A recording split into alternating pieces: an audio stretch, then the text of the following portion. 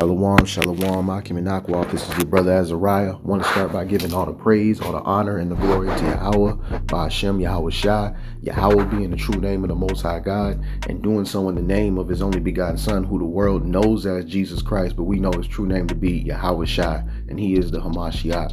All right, and what I want to do is, Yahweh willing, this is a quick, whatever the Most High wills, that's the time the lesson is going to be, so. But really what I'm just kind of doing is tapping briefly into Psalms 119, because, you get these precepts and we try to get an understanding. We have two precepts that show something is the truth, that claim to be the truth, right? And Psalms 119, we have the law and we have Yahawashi. Now, let's get it in the law, right? The law, we go to Psalms 119 and 142, it states,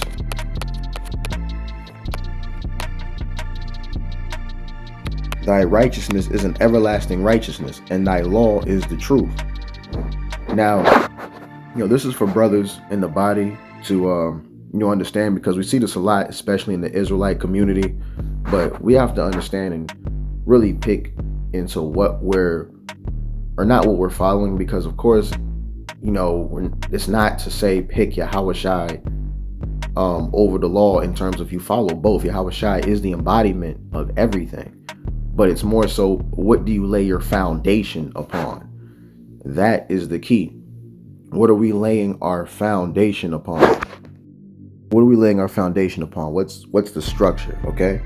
And when you go to, again, thy righteousness is an everlasting righteousness, and thy law is the truth. So in one aspect, we see thy law is the truth.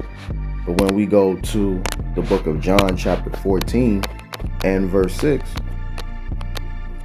it says, Yahawashi saith unto him, I am the way, the truth, and the life. No man cometh unto the Father but by me. So you have two instances of things, two instances of scripture where once, it's stated in Psalms where it's written the law is the truth. And in John 14 and 6, you have Yahawashi saying, I am the way, the truth, and the life. Now, as believers in Yahawashi, which do you believe, right? You have to ask yourself the question, which one do you believe is the one that you land your foundation upon, that you build your foundation upon? Okay? That's a serious question, because we see, we're influenced by a lot of the things we see, but we have the understanding of what, once Yahawashi came, the apostles came, what did they teach? Did they teach the law? Absolutely. But what was the foundation? What were they building the rock upon? Right? So let's get an understanding of that. Because clearly, right, the answer should be Yahawashi. Okay? Because when you get into the aspects of the law, we see what it was. Let's go to the book of, real quick, we're going to go to the book of Isaiah 1 and let's start at 10. Hear the word of Yahawah, ye rulers of Sodom. Give ear unto the law of our God, ye people of Gomorrah. To what purpose is the multitude of your sacrifices unto me, saith Yahawah? I am full of the burnt offerings of rams and the fat of fed beasts, and I delight not in the blood of bullocks or of lambs or of he-goats. Right? When you come to appear before me, who hath required this at your hand to tread my courts? Bring no more vain oblations. Incense is an abomination unto me. The new moons and the Sabbaths, the calling of assemblies, I cannot away with. It is iniquity, even a solemn meeting. Your new moons and your appointed feasts, my soul hateth. They are a trouble unto me. I am weary to bear them.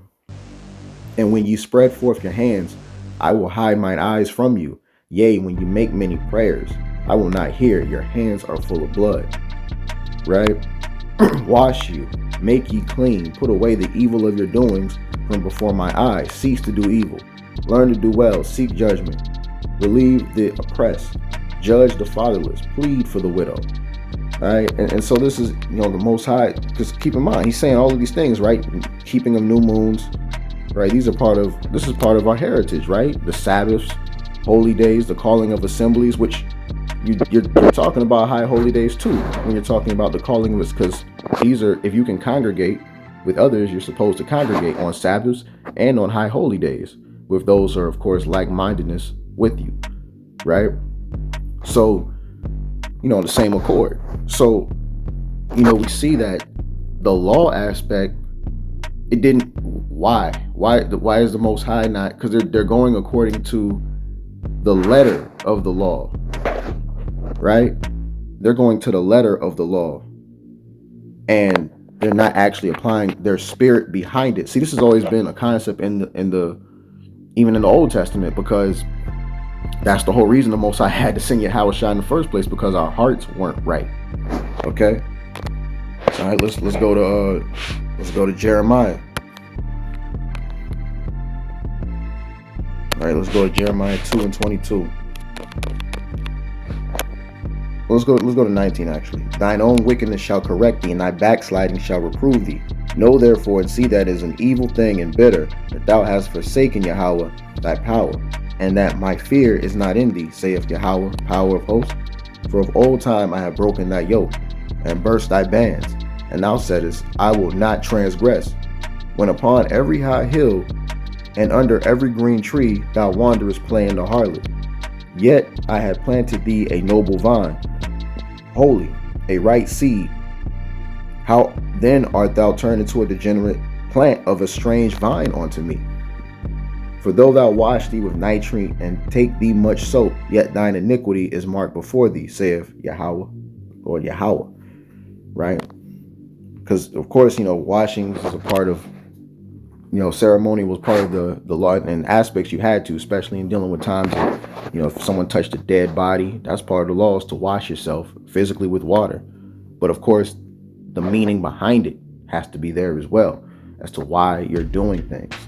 It's just an example, right? You can get into the physical aspect of the law, but if the spirit behind why you're doing the law is not right, if it's not there, if it's not for the Most High, if your heart is not seeking the Most High in doing these, and it's just kind of, you're doing it in routine, right?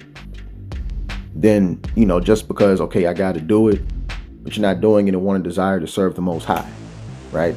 It's kind of just like, it's there. And that's why, I honestly, and this is just me just speaking, I believe this is more than likely why a lot of our people in this time, the Most High, see, our people knew they were Israelites in these whole times, right? To the aspects of becoming Gentiles. And I believe this is why, a lot of people that the Most High won't wake up to even knowing that their heritage, who they are.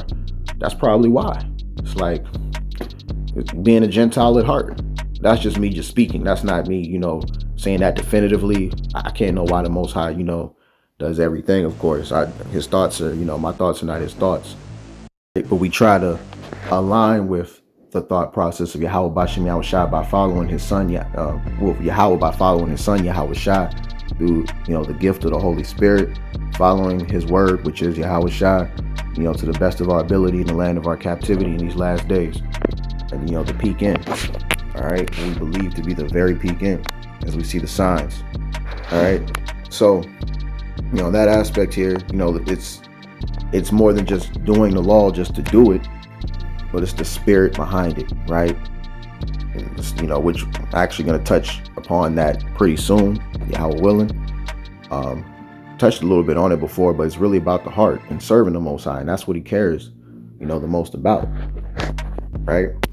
So when you see that, the aspects of the law and keeping it, because we understand, the law was right. The law wasn't made for the righteous, but for the transgressors.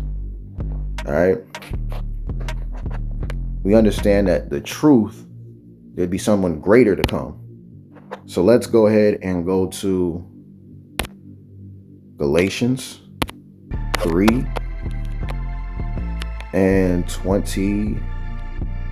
I mean Colossians. Galatians 3 and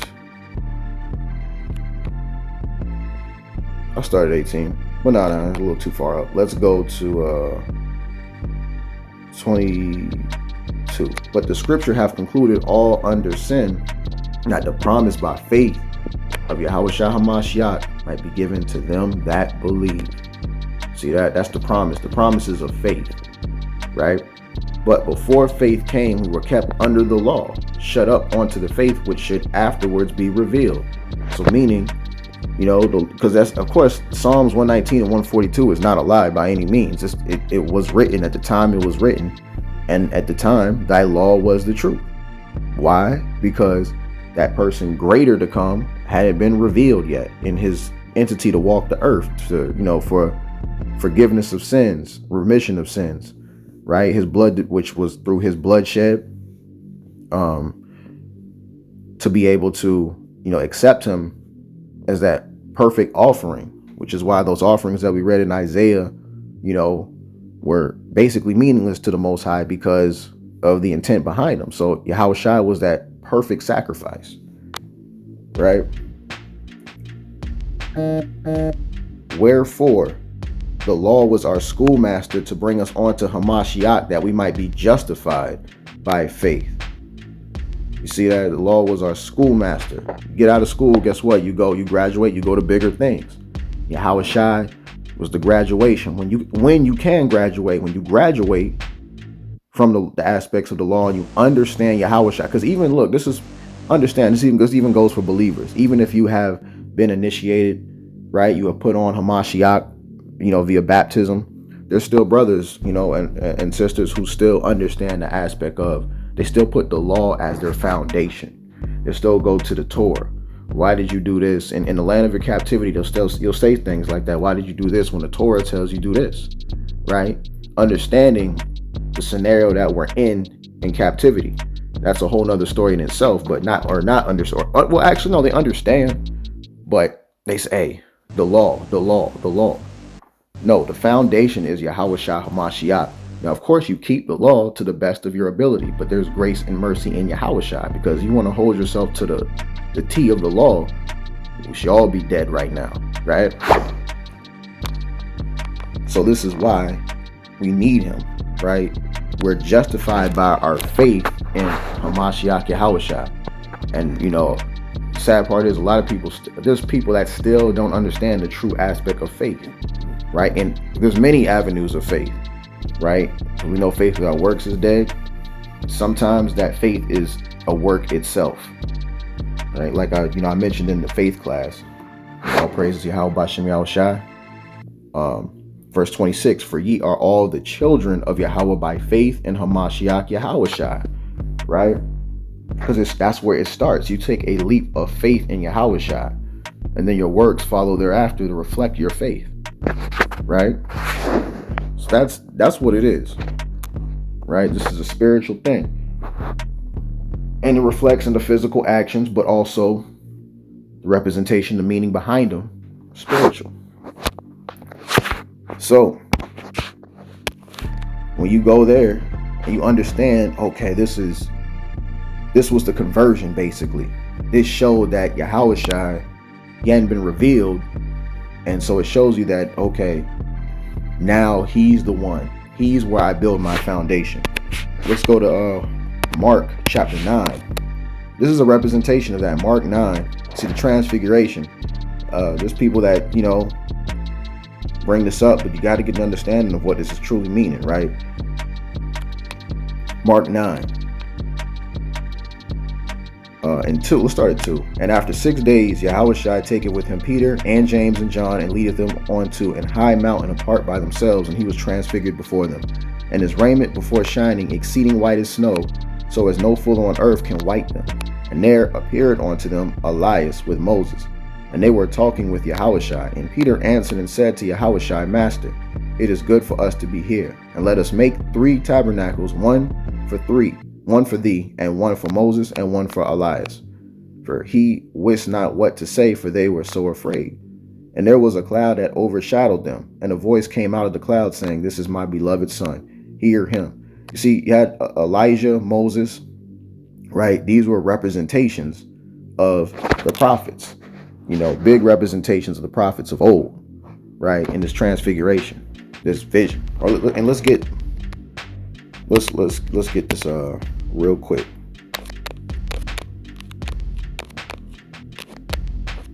We're going to get this word transfiguration, all right? Strong's G 3339. Metamorphao.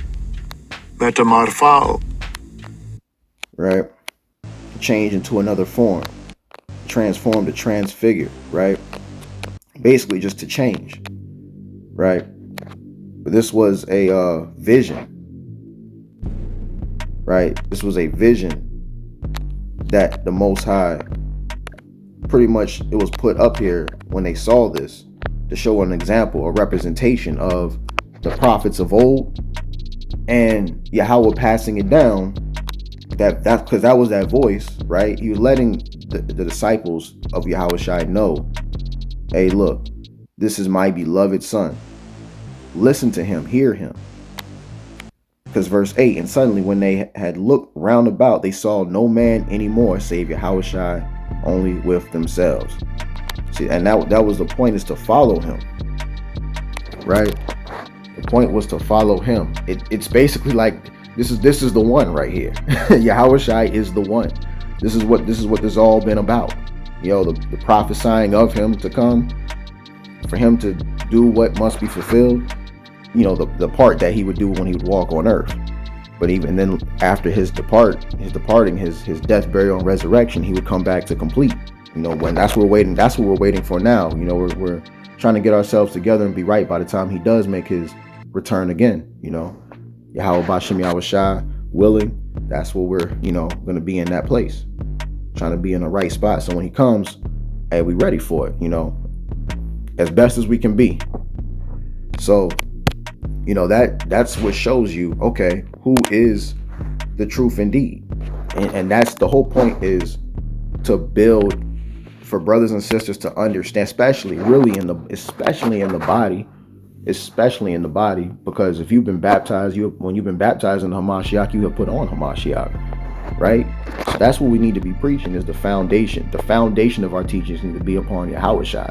Now, of course, you know, when people around the, you know, outside, and you maybe want to teach them, and they don't know about keeping the law, they're in the Gentile state of mind. Of course, that's going to come. You're going to, you know, you'll teach them the ways of the law. But before you teach them the ways of the law, it would have to be Yahawashi first. It should. That's where the foundation should come around to. If you teach the law and then go and lead into Yahawashi, that's all praise to Yahawah Bashem Yahawashi, because that's doing it in order anyway. That's fine. But it's got to lead to Yahawashi being the foundation, not the law, right? That's where you should build your cornerstone upon. All right. Luke 6 and let's get Luke 6, right? And 46. And why call ye me Lord, Lord, and do not the things which I say? Whosoever cometh to me and heareth my sayings and doeth them, I will show you to whom he is like. He is like a man which built an house and digged deep and laid the foundation on a rock. And when the flood arose, the stream beat vehemently upon that house and could not shake it, for it was founded upon a rock. All right. So you see right there. You see right there, man. You build your cornerstone upon Yahawashi, you're building that's what you're setting your house upon. And it's not going to come down. And when you build that house, Yahawashi is saying, no matter what, you know, no matter what winds, right, doctrines, or you know, all kinds of demons, these spirits that try to attack you, they're not going to be able to come through when you built the foundation upon Yahawashi. All right, John 14 and 6, Yahawashi saith unto him, I am the way, the truth, and the life. No man cometh unto the Father but by me. You see that? Again, this ties in with the lesson I did recently, Yahawashi being the door. So we got, brothers and sisters, just to understand where to build our foundation upon, understanding that it is Yahawashi. Let's go to Luke real quick. Luke 24 and 44. And he said unto them, these are the words which I spake unto you while I was yet with you, that all things must be fulfilled which were written in the law of Moses, and in the prophets, and in the Psalms concerning me. Right? The Psalms 119 and 142, the law is, thy law is the truth, was just, that was the schoolmaster at the time until coming on to Yahawashi. Right? That was at the time, the law was the truth, but it came onto Yahawashi because, boom, it's the completion thereof. He is the volume of the book, right? Psalms 40:7 and Hebrews 10:7. Verse 45, then opened he their understanding that they might understand the scriptures, right? So this is, because remember, obviously there's no New Testament written right here, right? This wasn't even written at the time.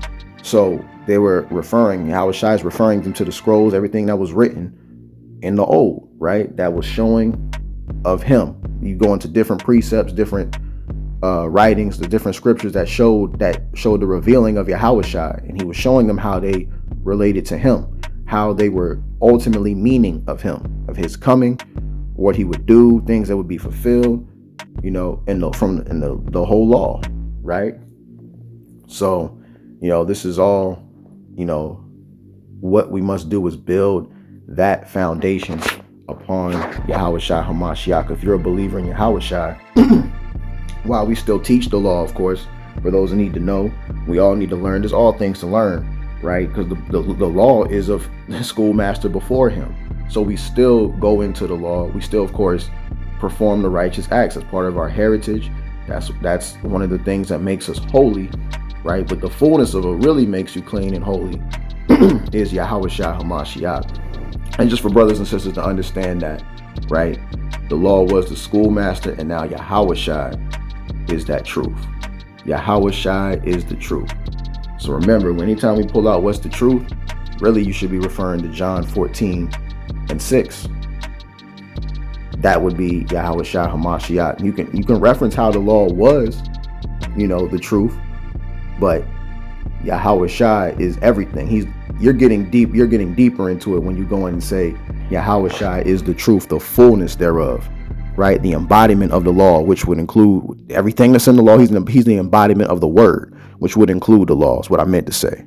So I hope that was edifying for brothers and sisters. I want to give all praise, honor, and glory to Yahawah, by Hashem Yahawashi. Peace and salutations to the hopeful elect scattered throughout the four corners of the earth that are learning and or teaching this gospel in truth and sincerity. Till next time, Yahweh willing, and Shalom.